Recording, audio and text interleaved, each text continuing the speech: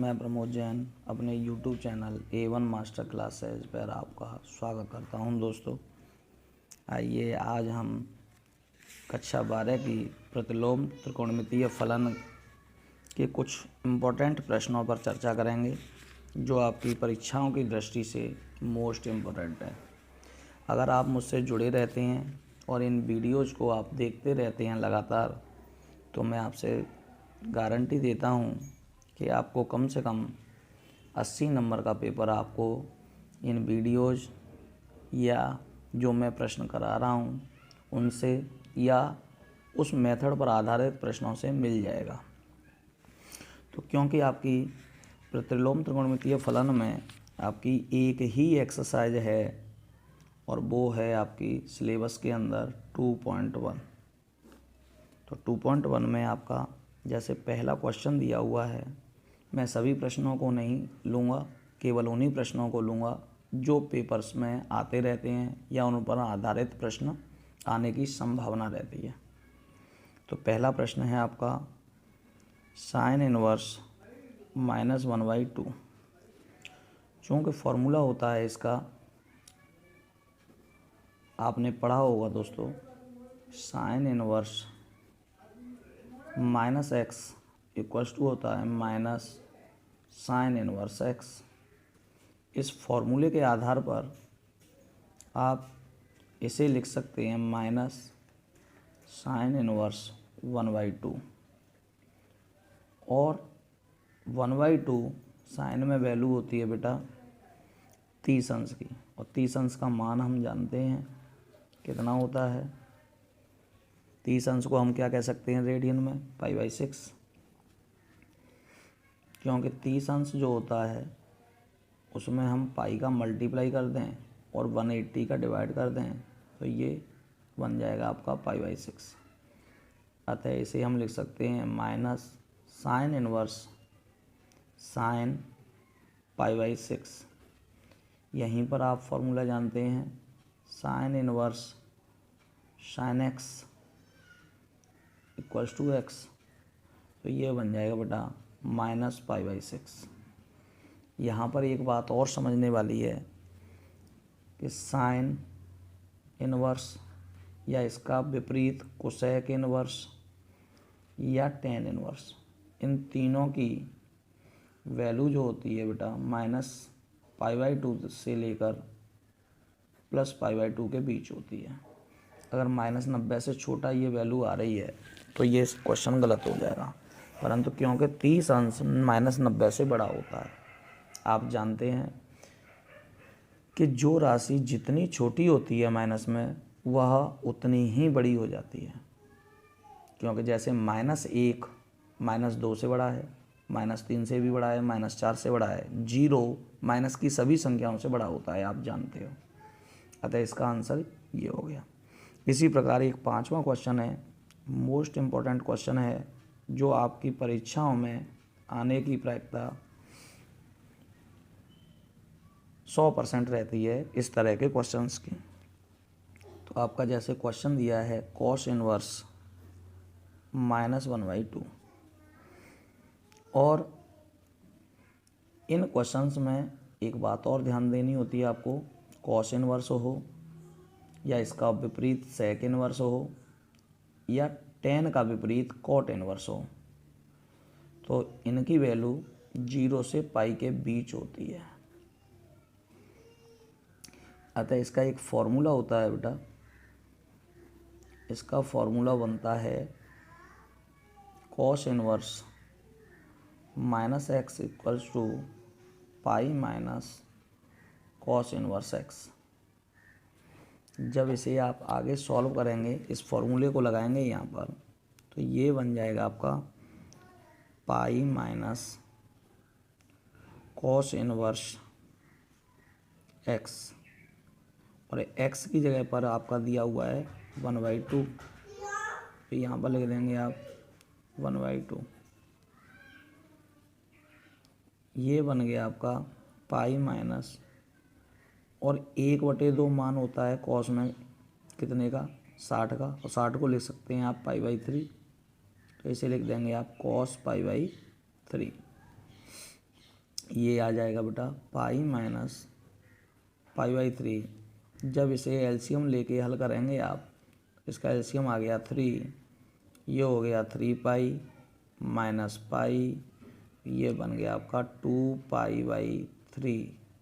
यही इसका आंसर है। और आप देखिए इसे 2 पाई बाई 3 0 और 180 के बीच होता है या नहीं, क्योंकि 2 पाई बाई 3 होता है बेटा 120 अंश, तो अतः यह 180 के बीच होता है, अतः आपका आंसर सही है। इसी प्रकार आपको और क्वेश्चंस मैं बता रहा हूँ। जैसे आपका क्वेश्चन दिया हुआ है कॉस इनवर्स -1/2। 9वां क्वेश्चन, कॉस इनवर्स -1/√2। इस क्वेश्चन को सॉल्व करेंगे बिल्कुल सेम। तो इसमें यही फॉर्मूला अप्लाई करेंगे, तो पाई माइनस फॉर्मूला बन गया कॉस इनवर्स 1/√2। यही वाला सूत्र लगाया आपका, कॉस इनवर्स -x = पाई माइनस कॉस इनवर्स x। अब 1/√2 कॉस 45 का मान होता है कॉस में, तो इसे लिखेंगे हम कॉस इनवर्स कॉस पाई/4, और 45 को लिख सकते हैं पाई/4। कॉस इनवर्स से कॉस हट जाएगा, जैसे मैंने पीछे फॉर्मूला बताया था, तो ये बन जाएगा आपका पाई/4। जब इसका एलसीएम लेंगे तो 4 आ जाएगा, 4 बन जा 4 पाई माइनस 1 पाई, और घटा देंगे तो आपका बच गया आपका 3 पाई/4। ये आपका आंसर निकल आया। अब ये चीज़ और देख लें, क्योंकि कॉस में 3 पाई/4 जो वैल्यू है वो 135 डिग्री का मान है, 180 से छोटा है, तो आपका आंसर सही है। इसी प्रकार आपका एक क्वेश्चन और देखते हैं हम, क्वेश्चन नंबर 11। यह भी मोस्ट इम्पॉर्टेंट प्रश्न है। जैसे tan inverse 1 plus cos inverse -1/2 plus sine inverse -1/2। जब इस प्रश्न को हल करेंगे तो आप जानते हो tan इनवर्स 1 tan में कितने का मान होता है पाई/4 का, इसे लिख सकते हैं हम tan पाई/4। अब आप जानते हो कॉस इनवर्स -x वाला फॉर्मूला जो अभी बताया था मैंने, पाई माइनस कॉस इनवर्स x यानी 1/2 प्लस साइन इनवर्स को, क्योंकि माइनस लगा हुआ है तो आप जानते हो माइनस साइन इनवर्स x हो जाता है, तो इसे लिख सकते हैं माइनस साइन इनवर्स x की जगह पर 1/2। tan इनवर्स से tan कैंसिल हो जाता है आप जानते हो, पर लेकिन कैंसिल नहीं करेंगे, पाई/4 प्लस पाई माइनस कॉस कितने की वैल्यू होती है बेटा, ये 1/2 अभी बताया था हमने, कॉस 60 की, और 60 को लिखते हैं पाई/3 माइनस साइन इनवर्स, साइन में कितने की वैल्यू होती है 1/2, साइन 30 की, तो इसे लिख सकते हैं हम साइन पाई/6। ये बन गया बेटा पाई/4 प्लस पाई, कॉस इनवर्स से कॉस कैंसिल, पाई/3, साइन इनवर्स से साइन कैंसिल, पाई/6। जब इसे हम सॉल्व करेंगे, एलसीएम लेंगे इसका, तो ये एलसीएम आ जाएगा 12 यानी 12। 4 का भाग 3 बार तो 3 पाई हो गया ये भाई, इसके बटे में कुछ नहीं है, तो 1 का 12 में 12 बार तो 12 पाई हो गया ये, 3 का 4 बार तो 4 पाई हो गया ये, 6 का 2 बार तो 2 पाई हो गया। 12 और 3 15 पाई, और 15 में से 4 और 2 6 पाई घट गए तो 9 पाई बटे 12, और 3 से ये 3 बार और ये 4 बार, तो आपका आंसर आया 3 पाई/4। ये आपका राइट आंसर। ये भी मोस्ट इम्पॉर्टेंट क्वेश्चन है। इसी प्रकार के कुछ क्वेश्चंस बेटा आते हैं, और इन प्रश्नों को आप इसी तरह से सॉल्व करेंगे। इस तरह के प्रश्न में से ही या तो कॉस इनवर्स के पदों में, या फिर इस तरह का कोई क्वेश्चन आपके परीक्षाओं में आएगा। 100% आता है इस तरह का क्वेश्चन, और एक्स्ट्रा क्वेश्चंस आपको करने की आवश्यकता नहीं है। अब और इससे अगली जो एक्सरसाइज है वो आपके सिलेबस में नहीं है 2.2, तो अतः उस पर हम ध्यान नहीं दे रहे हैं। अब आगे हम चलते हैं, आपकी एक्सरसाइज निकाल लेते हैं। चलो कुछ और प्रश्न देखते हैं हम इसमें। इम्पोर्टेंट प्रश्न है, जैसे मान लो हमने ले लिया कॉस इनवर्स कॉस 13π/6, ये क्वेश्चन ले लिया हमने।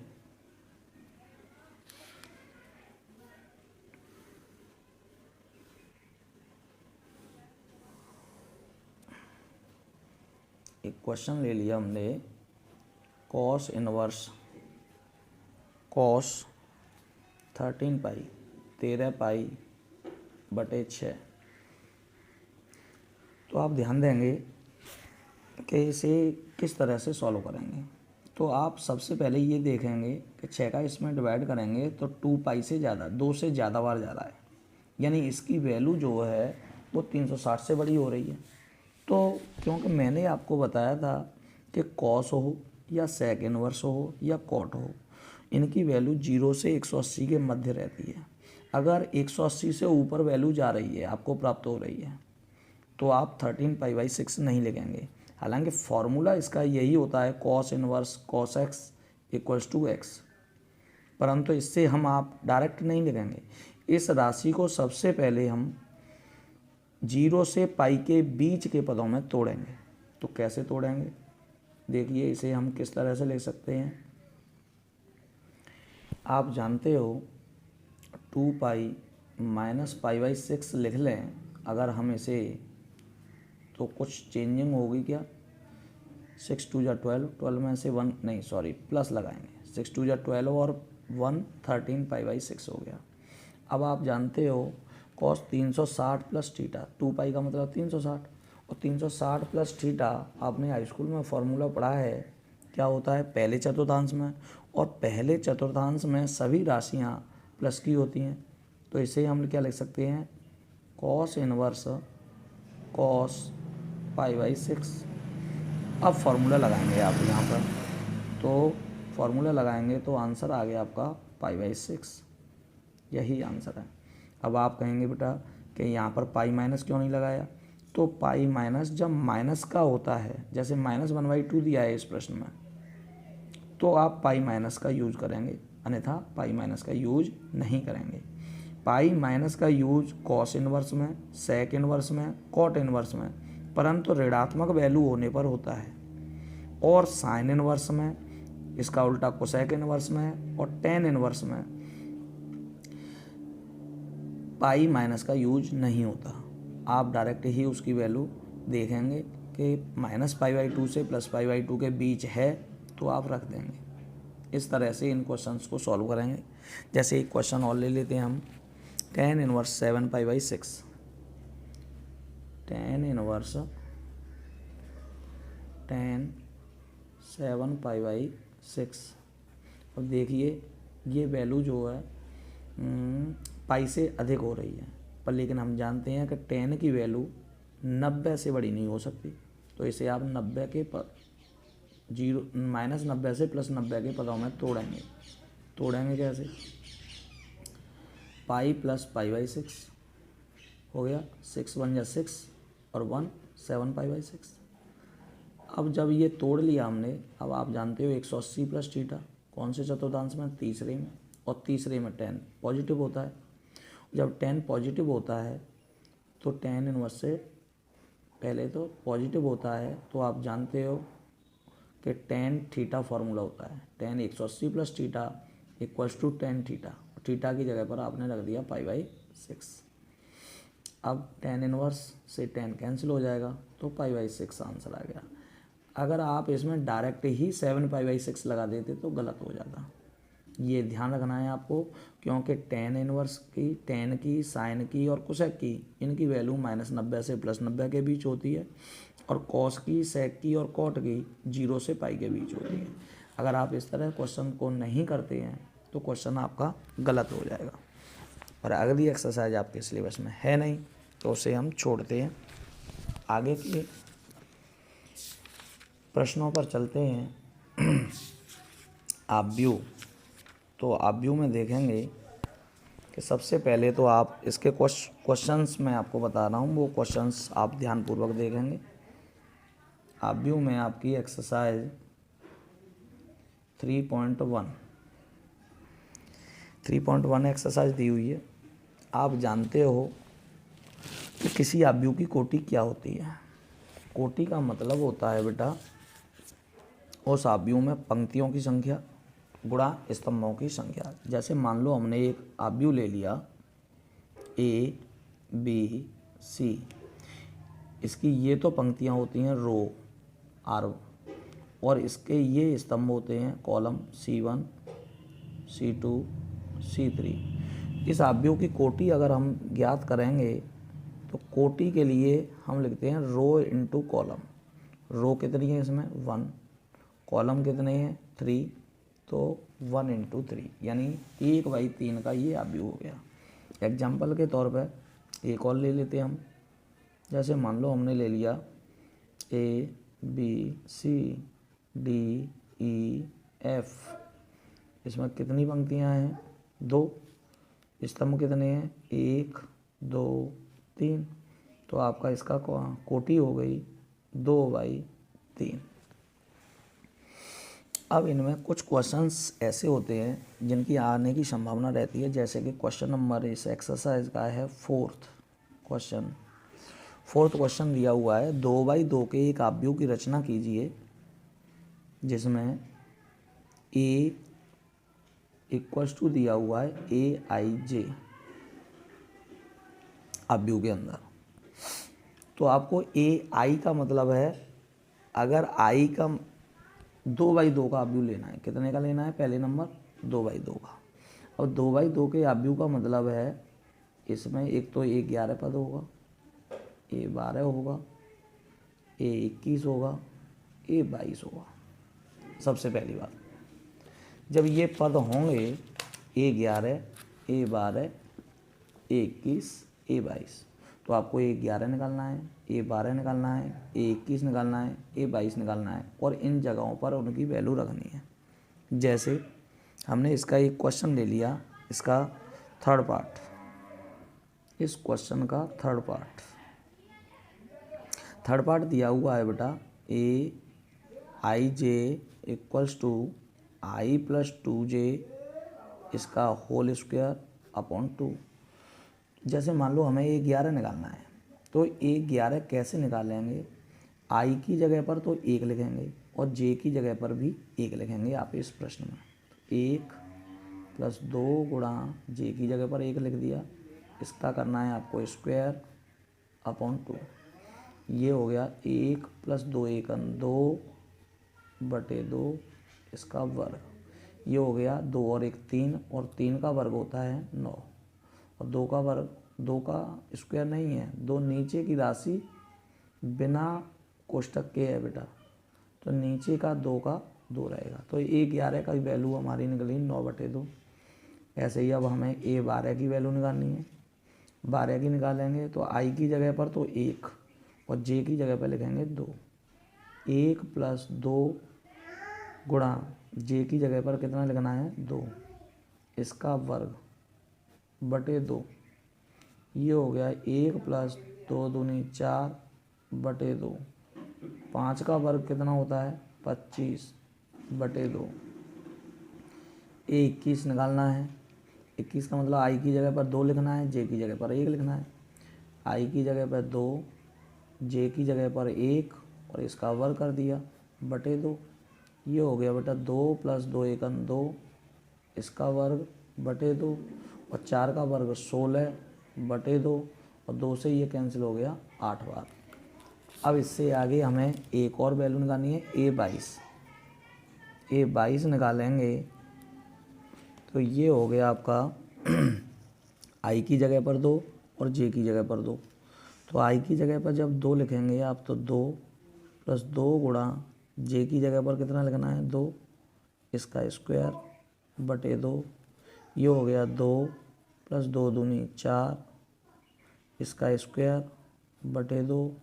4 और 2 6, और 6 का स्क्वायर होता है 36/2। 2 से ये कैंसिल हो गया 18 बार। तो आपकी वैल्यू निकल के आई 18। अब आपको आप भी बनाना है तो ये 11 की जगह पर कितना निकला है हमारा, ये 11 की जगह पर 9/2, तो 11 ये है, 11 की जगह पर आप 9/2 लिख देंगे। ये 12 की वैल्यू कितने निकाली है हमने, 25/2। ये 21 की वैल्यू कितनी निकाली है, 8। ये 22 की वैल्यू 18। ये आपका आंसर आ गया। अब आप जैसे मान लो इसी का एक क्वेश्चन और लेते हैं हम एक्सरसाइज का। जो इम्पोर्टेंट क्वेश्चन है बेटा उन्हीं पे मैं फोकस कर रहा हूँ, सभी क्वेश्चंस मैं नहीं करा रहा हूँ क्योंकि आपके पास समय इतना है नहीं और हमें क्वेश्चन पेपर में अच्छे मार्क लेके आने हैं, तो इस वजह से क्वेश्चन वही करेंगे जो परीक्षाओं की दृष्टि से इम्पोर्टेंट है। जैसे क्वेश्चन नंबर 6, इस मेथड के क्वेश्चन निश्चित आपको पेपरों में मिलेंगे। तो जैसे 6वां क्वेश्चन दिया है, 6वें का फर्स्ट पार्ट दिया है, मान लो हम फर्स्ट पार्ट ले रहे हैं 4 3x 5 इक्वल्स टू y/z 1 5। जब दो आव्यूह दिए गए हों और उनमें x y z की वैल्यू ज्ञात करनी हो, इस तरह से क्वेश्चन दिया हो, तो आपको ध्यान ये रखना है बेटा कि आव्यूह में हम पहले अवयव की यानी ये 11 वाले अवयव की ये 11 से तुलना करेंगे, ये 12 वाले अवयव की ये 12 से तुलना करेंगे, 21 वाले अवयव की 21 से तुलना करेंगे, 22 वाले अवयव की 22 से तुलना करेंगे। तो जब तुलना करोगे आप तो y इक्वल्स टू कितना हो जाएगा 4 और z इक्वल्स टू कितना हो गया 3 और x इक्वल्स टू कितना हो गया 1। यही वैल्यू होगी इनकी। जैसे एक क्वेश्चन और ले लेते हैं हम, जैसे इसका सेकंड पार्ट ले लिया हमने, x + y 5 + z 2xy equals to दिया हुआ है 6 2 5 8, ये दिया है। हमने x + y बराबर ले लिया 6, पहली तुलना कर ली हमने, इसकी तो तुलना करने की आवश्यकता है नहीं। 5 + z equals to 5, 5 + z equals to 5 ले लिया हमने भाई। x + y इक्वल्स टू 6 तुलना कर ली, 5 + z इक्वल्स टू 5 ले लिया।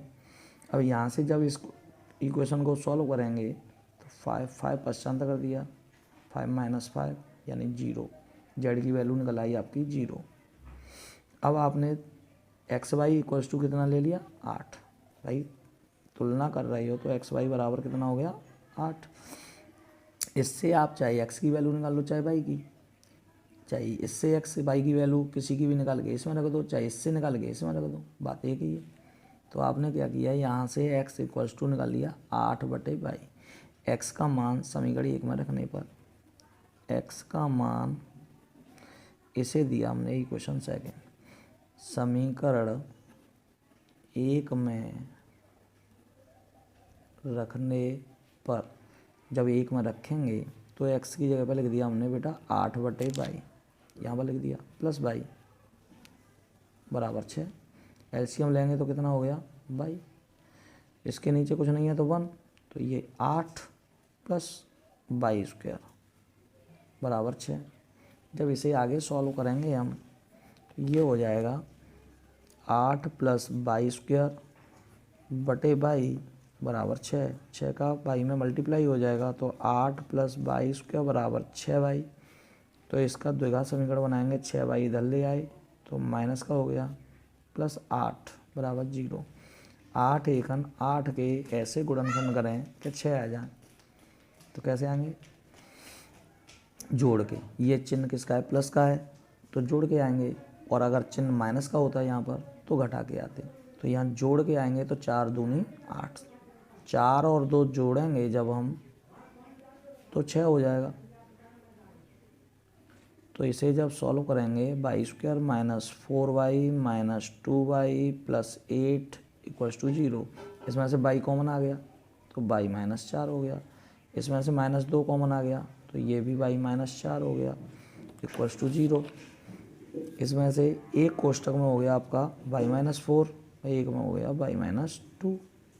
तो जब आपने y - 4 = 0 लिया तो y बराबर 4, और जब आपने y माइनस 2 इक्वल्स टू 0 लिया तो y बराबर 2, y बराबर 4 लिया आपने, तो इसकी वैल्यू आपने किसमें, जो समीकरण दिया गया था पहला, समीकरण 1 में y की वैल्यू 4 रखेंगे, इस वाले में पहला ये इक्वेशन है x प्लस वाई बराबर 6, y की जगह पर आप 4 लिखेंगे। जब y की जगह पर आपने 4 लिख दिया, x प्लस 4 बराबर 6, तो x बराबर आ गया 6 माइनस 4 यानी 2। और जब आपने y की जगह पर 2 लिखा, जब आपने y की जगह पर 2 लिखा तो x प्लस 2 बराबर 6, तो x बराबर 6 माइनस 2 यानी 4। यानी यदि x की वैल्यू 2 है तो y की 4 होगी। z की तो 0 हमने पीछे निकाल ली थी, z की 0 तो हमने पहले ही निकाल ली थी। x की 2, y की 4, z की 0, या x की 4, y की 2 और z की 0। यहाँ पर वैल्यू कैसे लिखेंगे, 2 4 0 या 4 2 0, ये वैल्यू होंगी। इस तरह के क्वेश्चन पेपर में आते हैं बेटा। तो ये हो गया, एक क्वेश्चन है, मोस्ट इम्पोर्टेंट क्वेश्चन है, ये 10वां विकल्प है और आपका परीक्षाओं में आ चुका है। 3/3 की कोटि का कोई अवयव लिखना है। कितनी संख्या होगी, अवयवों की कुल कितनी संख्या होगी जिसमें 0 या 1 प्रविष्टि हो, जिसमें 0 या 1 ये प्रविष्टि होनी चाहिए। तो इसके लिए एक तरीका है बेटा, इसका फॉर्मूला होता है भाई, 0 या 1 प्रविष्टि हो, या तो 0 आए या 1 आए, ये कह रहा है, 2 है। अब जब 2 वैल्यू की घात करेंगे आप,